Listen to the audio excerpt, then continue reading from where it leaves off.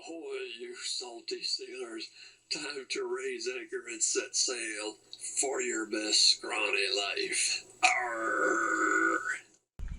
Alright, somehow things have come together in just such a way that many of the rivers are low and clear, and yet there's been enough rain for there to be plenty of mushrooms. So it is peak scrawny life right now. I just hope you're ready for this. When the river level drops this low, it concentrates most of the fish in the deeper pools. So we're going to be hopping from pool to pool. Plenty of suckers in the pool too. That's the food for the larger fish, the native suckers. The thing with the walleyes, they're concentrated in the pools with the rest of the fish. You just need to give a presentation that's large enough to give them a reason to come off the bottom. It's not that I'm fishing a fly that's so heavy that I'm dredging the bottom. I mean, it is a weighted fly. You can see that sculpin helmet there. It's one of the heavier flies that I have, but it's not on the bottom all the time. It runs about mid-water column, fishing it slowly with some jerks, and that's enough to bring them off the bottom. The only other pattern that really proved successful for me in regards to walleye on the fly was the shiner run, not the walleye spawning run, but the shiner spawning run that happens in midsummer. So it's going on right now, and I wanted to fish the North Raccoon River this weekend, but they got quite a bit more rain in the western side of the state, and the river jumped up 2 feet, which would have muddied it up and complicated things quite a bit. But during the shiner run on the North Raccoon River, because it's so hyper fertile, so much agricultural fertilizers wash into that river. As soon as you get sunny weather, it goes into an algae bloom, and the shiners feed on this, and not just emerald shiner. There's every species of shiner in that river. They get to larger than average sizes and would be below the dams in great numbers. So you had to use a sucker pattern, you had to offer the walleye something larger than their average shiner. And when they're packed in there just nose to tail, larger than average shiners, like sardines in a can almost, you have to offer them a substantially larger pattern. You had to get up there early in the morning. Right at sunrise would be the time when they'd be below the dam, and it was good. It was fishing was quite good. You'd almost certainly get a large walleye. Then again at dusk, you could hit the dams and get them pretty reliably. Now the North Raccoon, in the year 2012, there was a drought.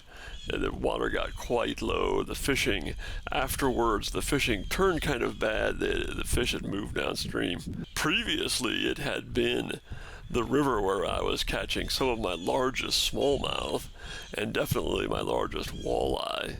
In the upper sections, there's a series of rock dams, and that area was really good for both of those species pre-2012.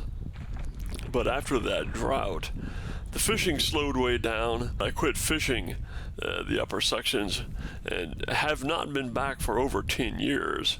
So maybe we'll get a chance to fish the North Raccoon this year. Hopefully things are recovering. A 10-year return to the North Raccoon.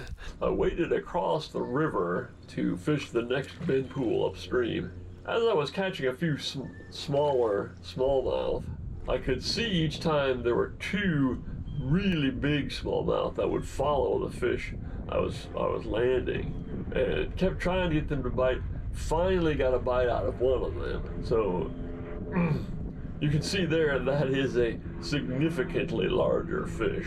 So these fish, all of the fish, the smallmouth, the walleyes, everything, as the level drops, these fish will move downstream and eventually leave this river altogether. It has dropped, let's say, about halfway from its, springtime maximum this year. And accordingly, the fish have moved quite a ways downstream. This is about halfway back to the Des Moines River from there's a waterfall that kind of limits their upstream. migration. I think fish could probably still go through it, but how many make the effort to do so, I'm not real sure.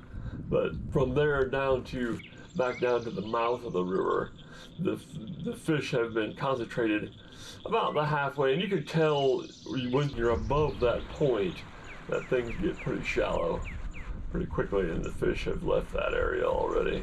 At the head of that bin pool, there were two more large smallmouth, which again indicated that they were dropping downstream.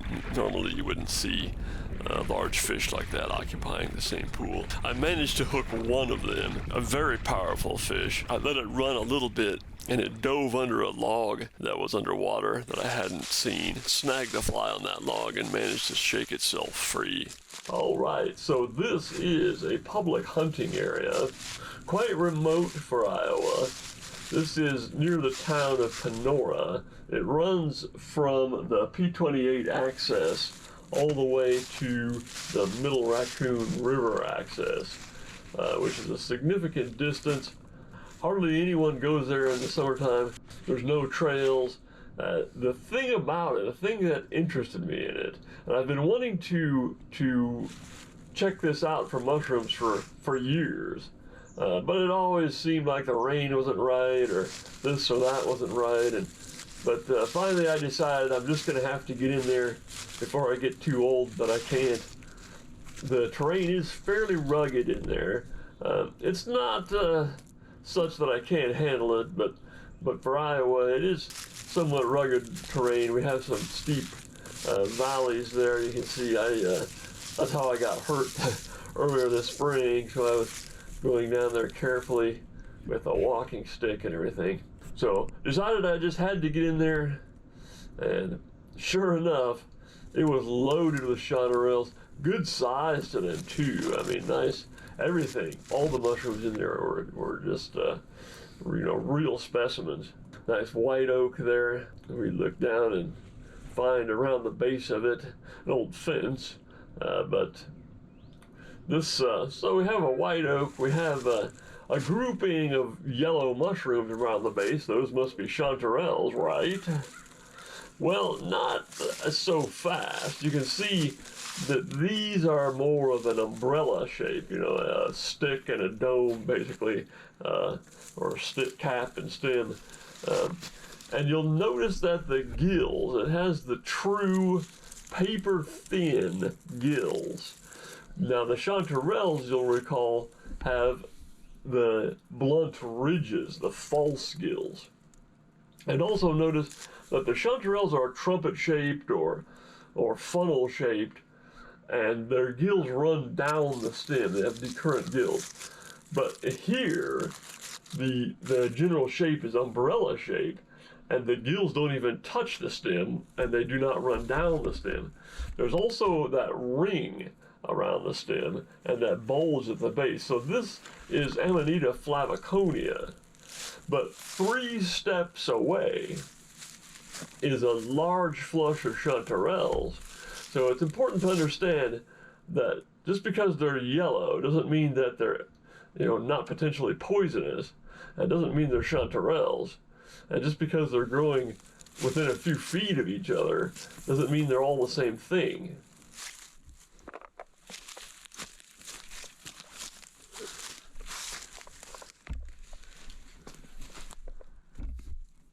So here's the chanterelle. You can see the false gills. They're not paper-thin, blade-like gills. They're blunt, thickened ridges that run down the stem. They're decurrent. They attach to the stem and run down it. So just an arm's length away, we find more Amanita flavoconia. Here you can see those paper-thin gills. They don't touch the stem. They don't run down the stem. The shape is umbrella-shaped. There's a ring around the stem and a bulge at the base. Now, that's a potentially poisonous Amanita. But an arm's length away, and we're back to the chanterelles, vase-shaped, decurrent gills touching the stem and running down it, no ring around the stem. So And this is more in the vein of that Chanterelles phasmatis with the white hymenium and the yellow cap. Here is a very interesting mushroom of the Russulacea. This is Lactifluus piperatus. The piperatus refers to the very hot pepper taste of the latex it exudes. So we're gonna pick a mushroom here and have a look at it. You can see there's been some dried droplets of latex already. We're gonna give that a slice, and you'll notice almost immediately a pretty fair amount of latex comes out. We're gonna just taste the tiniest amount of this, and you'll hear my reaction in a moment.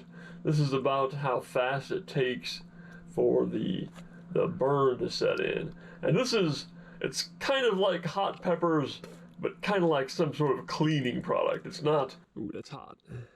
It's not a pleasant thing at all. Now, this is a similar looking mushroom, but I certainly would not advise ever tasting any part of this. This is, of course, the most poisonous mushroom that we have in this state, Amanita bisporigera. Eating even a small amount of this would be certain death with no antidote, no remedy, in 3 days from massive organ failure. So you'll notice the large ring, the annulus around the stem, that sort of dome-shaped cap, and the bulge at the base of the stem.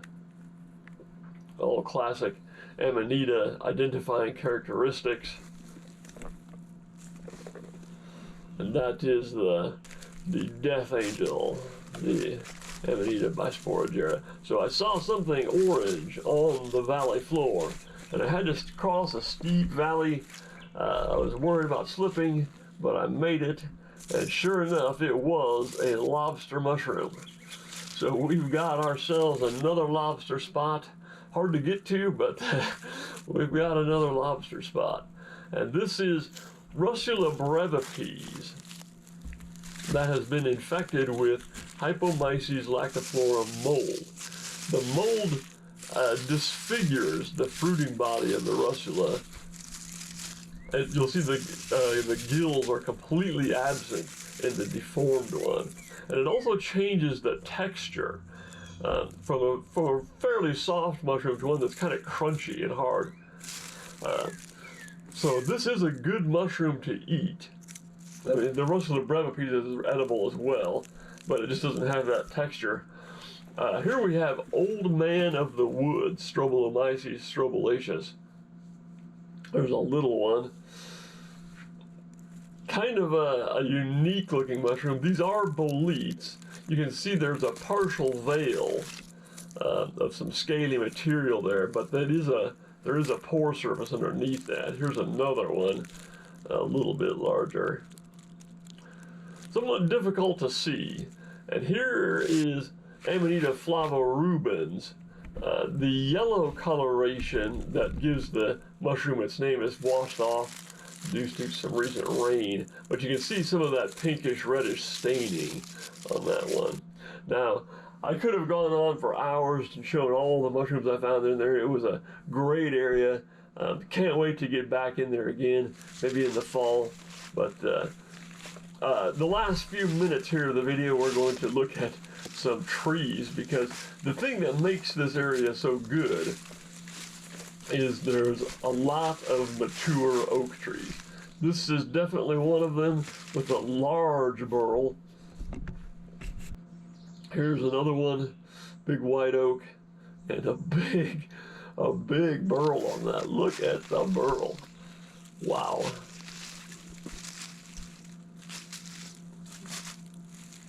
Wowie. Yeah, could be some hint of the woods emerging around that in the fall. Got to get back in there and check it.